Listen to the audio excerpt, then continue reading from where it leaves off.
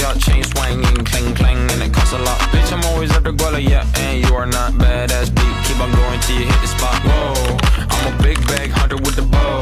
She got a big bed, never drop it low. Mama called me and she happy with the grow. Never ever fall for a party that's a no. Just pop the Kenny about a million options, so the stock and the stop.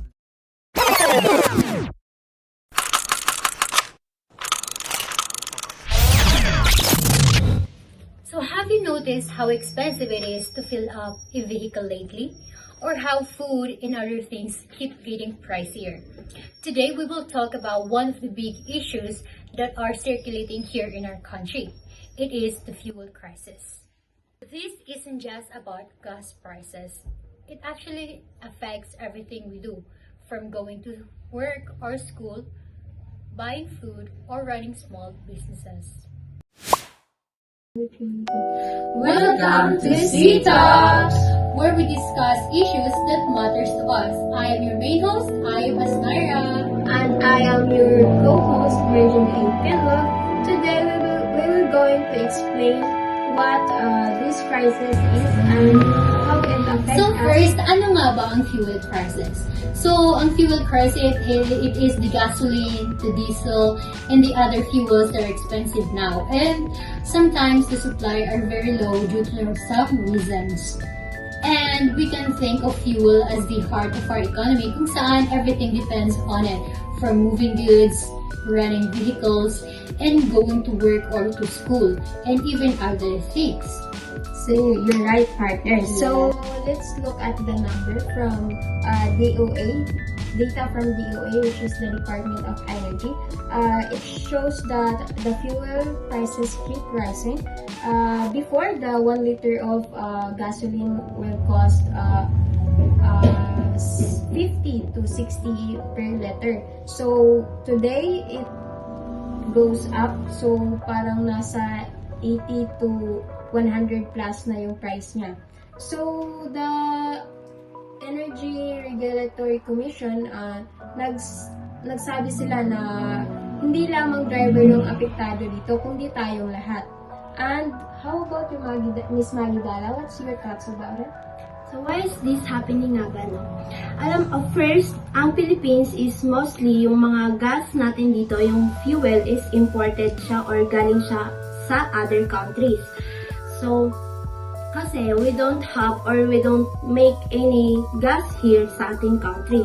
So when the global prices go up, apektado rin tayo dito sa ating country. And other reasons rin dito is yung mga conflict ng other countries. Yung tulad ngayon sa nangyayari na sa Iran and sa Israel.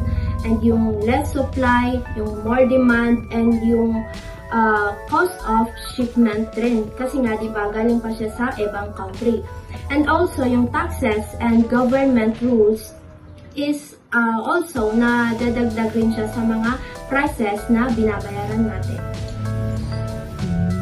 So basically, due to some reasons, di ba? Like, masyadong maraming factors na nag-a-affecto kung bakit yung hard price yung fuel. So, Ms. Alexander, what are your thoughts about this issue? So, in our community, this changes everything talaga. Cars and motorcycles fares were not, so people pay more to go to work or school. So, small shops, food sellers, and farmers spend more to move their goods.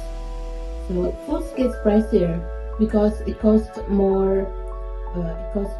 To bring their crops from farm and to the market.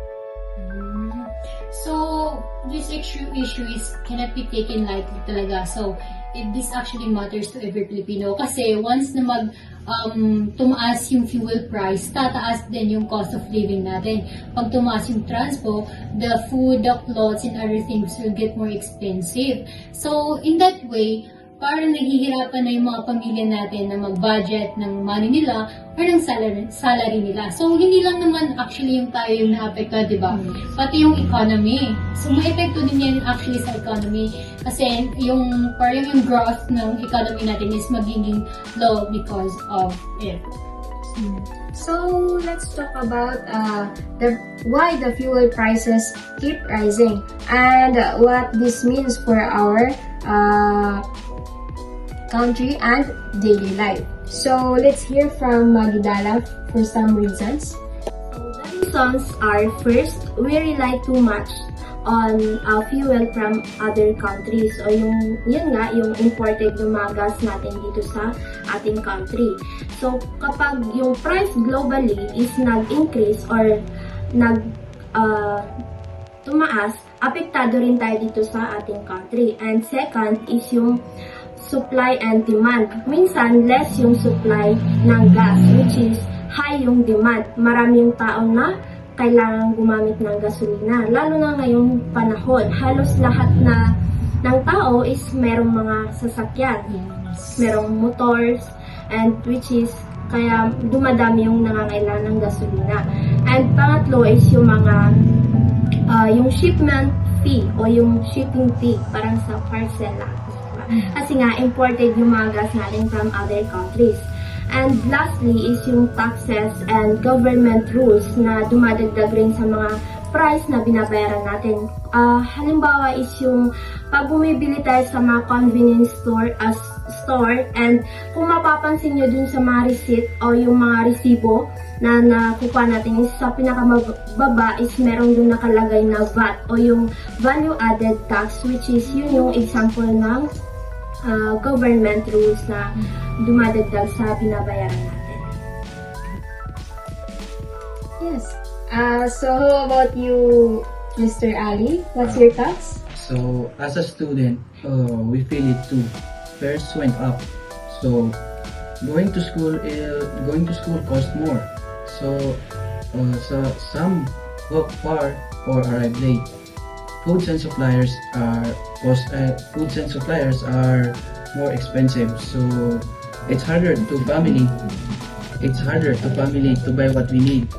Prices often increases, so it's harder to keep up.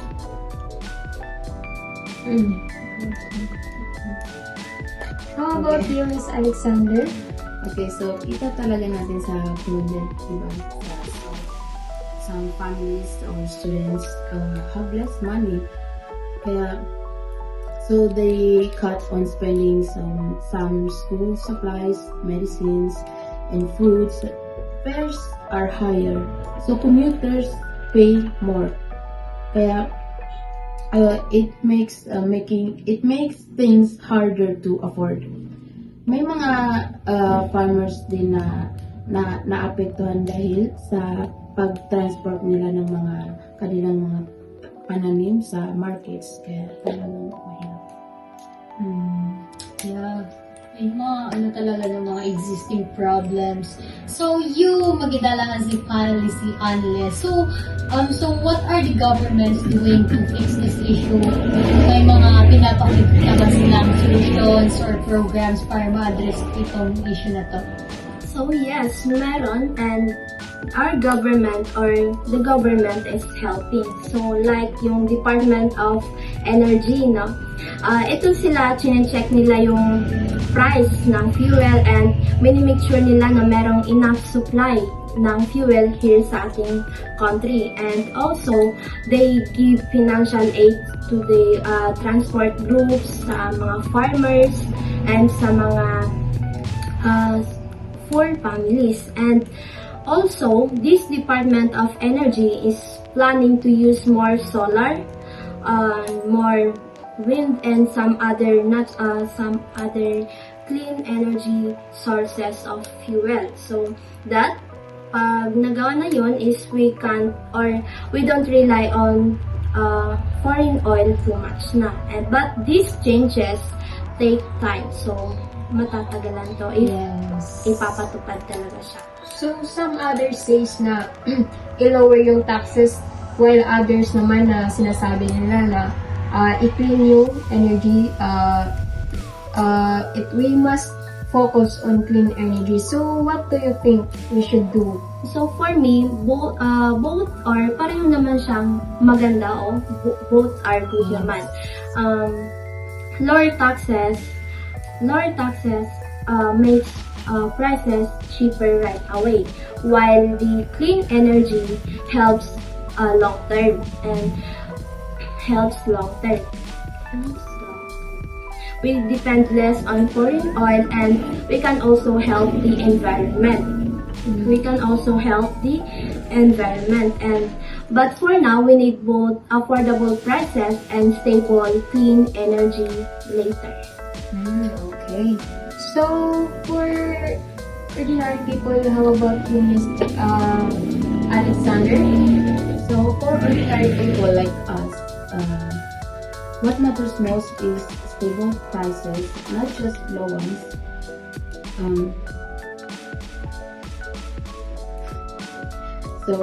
We also need cheap transport so the goods don't get expensive. And so everyone should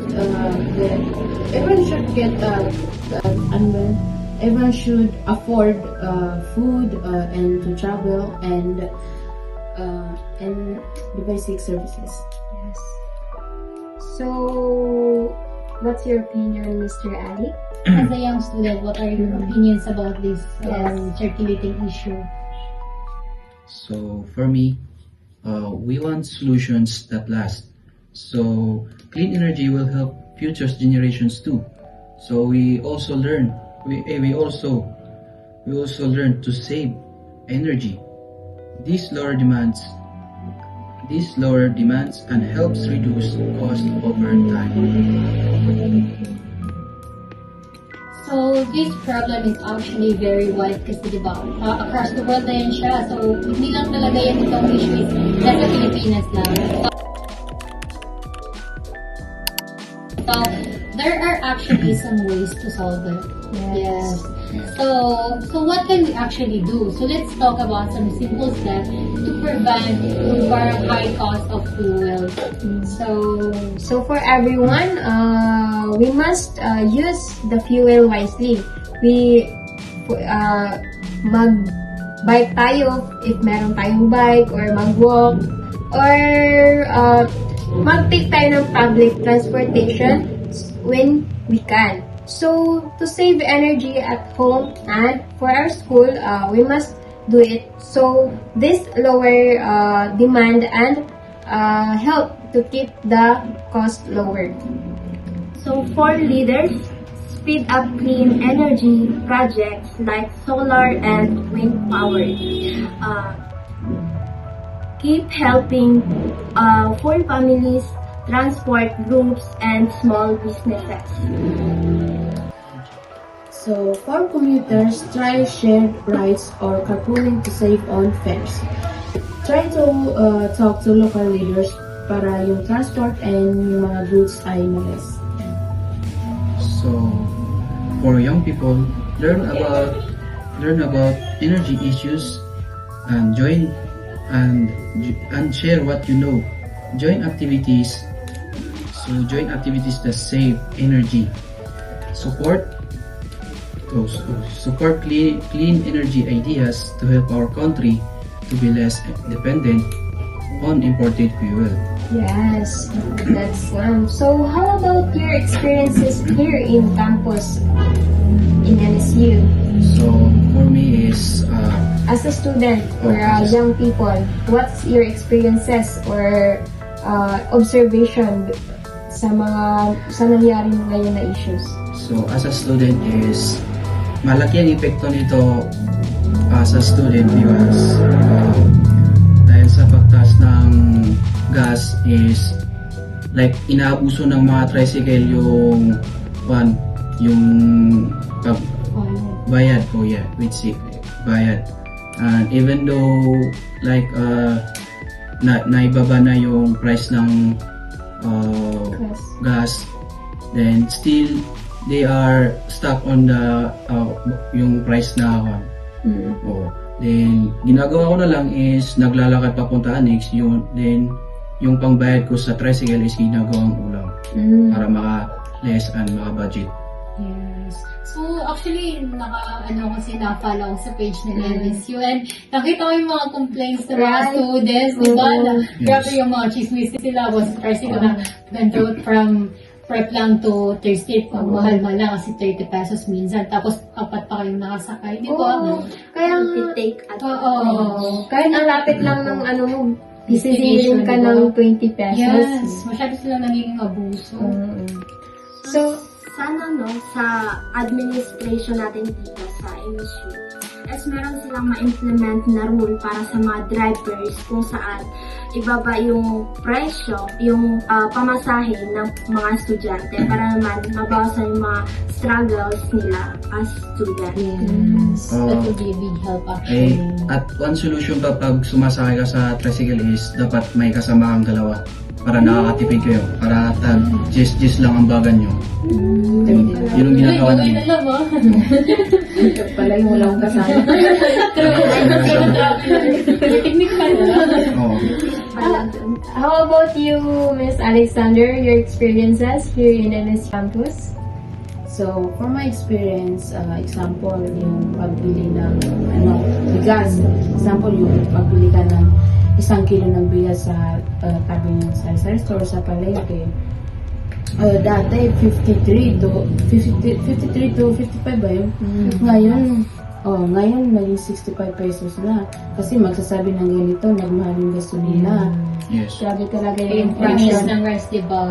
Yes. In Kaya good time. hindi magtitipid ka talaga at yung sweldo mo or yung allowance mo i-adjust mo. Maging umad na lang. Hindi nagawa namin. Tapos, alam mo yung technique namin dyan, naghahanap talaga kami ng particular store na compare namin yung prices na, ay, mabago yung price kasi dito tayo bumili. Yes. Alam niyo ba, meron din sa mga classmate ko no, sa isang subject.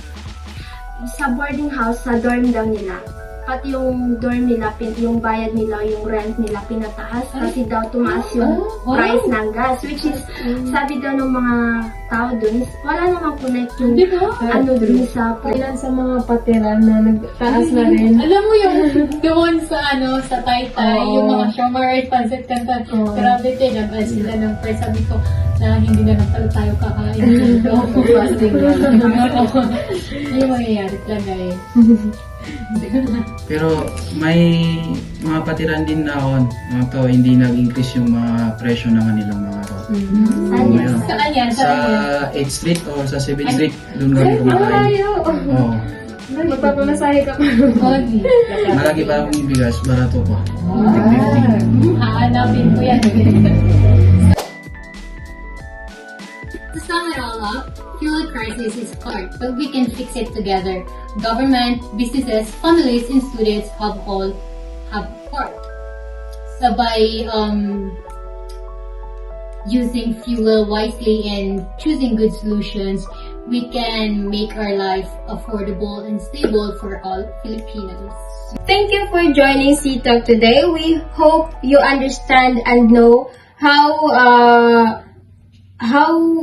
we can help for the future of our country.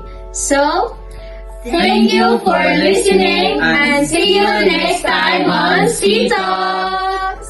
Bye!